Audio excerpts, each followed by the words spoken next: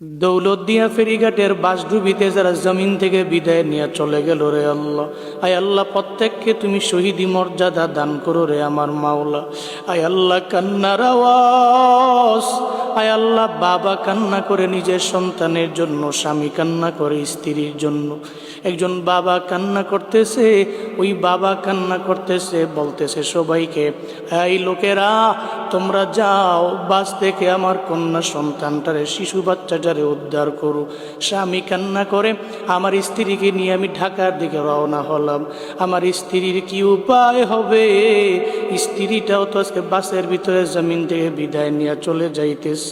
ও দয়ার আল্লাহ, আয় আল্লাহ যারা জমিন থেকে বিদায় নিয়ে চলে গেছে রে আমার মাওলা, প্রত্যেককে তুমি মাফ করে দাও, শহীদি মর্যাদা দান করে দাও রে আমার আল্লাহ।